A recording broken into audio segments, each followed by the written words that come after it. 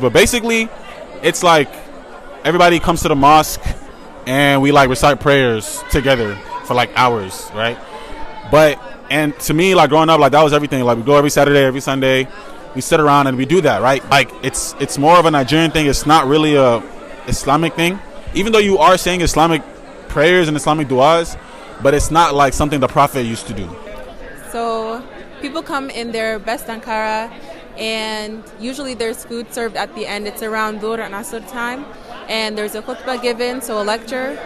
And another thing that happens is that we end up doing dhikr, like adhkar, but in almost like a song formation. La ilaha illallah, la ilaha illallah. So it's a lot different, and we're incorporating some of our cultural norms into dhikr and adhkar, and it also makes it a lot easier to memorize too. So you'll see kids come with their parents, and it's almost like that thing that you do with your family every single Sunday, every weekend, and a good way to get out of the house. So that Thursday one, there was always food. It was a thing. But what a lot of like my people my age at the time, when I was like 13, 14, a teenager, we didn't realize was like you could a lot of our parents were fasting Monday and Thursdays. So that those Thursday like prayers were more, everyone's been fasting. So this community of people that are fasting, let's cap off our fast together. This is my community. This is what we're doing. We're just going to hang out. We're going to pray, and then we're going to hang out. And then we're going to pray again, and we're going to hang out, and just going to have fun. So no one really like thought of it too much of anything else. So that unique experience is like, okay, like now I know I have a community that I can always retreat to, and they will always accept me because they saw how I became who I am. Another thing, like the tone of voice that they use, very unique. Like I don't know if like Nigerians, especially Yorubas, have a very like distinct kind of way of reading the Quran, which is different from a lot of other cultures. Like it's very, and sometimes you'll hear it in like some of the music they have nowadays, like the same kind of like tones.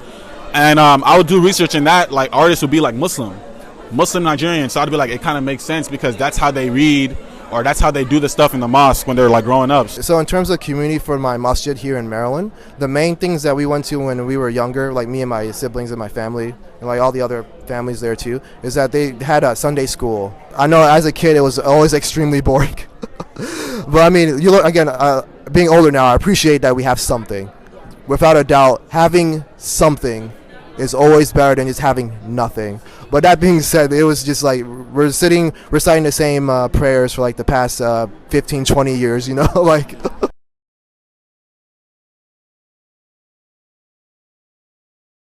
You definitely learn to respect your elders at a young age, you know, like anybody can come and discipline you, or they've known your parents, or they were there, they've almost raised your sisters. Like they know you more than like sometimes you think you know yourself or whatever. So my masjid is really warm, you know, to the point that it's like if you're an outsider, I actually got a story, you know. I think it'd be nice that I literally was in Brooklyn, and that's one of the things about being in New York. You never know who you're gonna meet. You never know what's gonna happen. Me and my brother and some other people were donated food by a homeless shelter by the mosque. And some dude just pulls up on us in his car. We had on Joe Bob's and whatnot. So he pulls up on us and he's like, yo, I'm Nigerian, I'm Muslim, I've been here for 2 years. Like, where do y'all go to masjids? Because I've been looking for like somewhere to go. Like I've been waiting for people to look for. And this was like 3 days before Eid. So we're like, yo, you're right on time. We invited him to the masjid, and it's like just off first impression. All he had to do was speak Yoruba, and all of a sudden, you know, everybody's mad, warm to him, everybody's friendly, and it's like, of course, you still have a thing where it's like you respect your elders, but if nobody's disrespecting you, their first thing is going to be to demand respect. They're going to show you that, like, just you being Nigerian and Muslim, you're welcome in this masjid. Everybody thinks New York is cold. I'd say New York is a really warm community, and it's like my mosque just mirrors that. I was with my cousins, you know, and we're all like African, but over there wasn't really like majority African. So because I was at the mosque in Dallas and everything, like that was who I knew I could like be with, you know, I really like resonate with, and that's just who I've been with since I've been growing up for like 19 years now, like same people the whole time. It got to a point where like we were so close as family. They were like, y'all ain't family, like y'all know at some point y'all gotta start dating each other, right? Like it got to that point where we were like, like it really got to that point where we were so tight knit that they weren't sure, like, y'all need to stop calling each other brothers and sisters, like stop friend zoning each other. Like, it was that type of community where everyone's there was no leaks in our faucet, if that makes sense.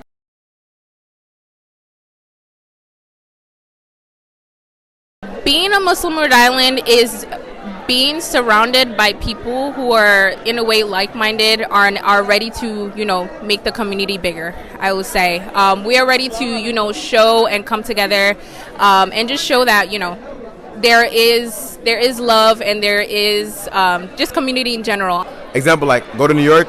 I'm pretty sure they'll have like over 5,000 languages. Like, it's like mad, yeah. Like, it has a lot of. Like, it might not have as many people, but y'all have everybody. And over in Texas, we don't have everybody like that. So I feel like since it's so big, it's more of like it's a big brotherhood slash family of like all the Muslims combined in one place. I would say this is such an amazing thing that happens, at least in our community. Granted, I don't know too much about what other people are doing, but the ability to be able to come together and, know that there are other people out there is a really big thing. Because sometimes, like, I'm getting to that age. I'm currently 25. It's almost time for my mom to marry me off. And I know for a fact there's a chance that it's going to be out of state. And to know that if no matter where I go, I'll be able to find people that are just like me in some way, shape, or form, it is something that I absolutely love. And I'm happy that I get the chance to meet other people in other places, get to connect with them in some way, shape, or form. To be able, as Nigerians, to come together outside of Nigeria in a whole different place, it's just an amazing thing. And I'm glad, alhamdulillah, that we get the chance to do this every year.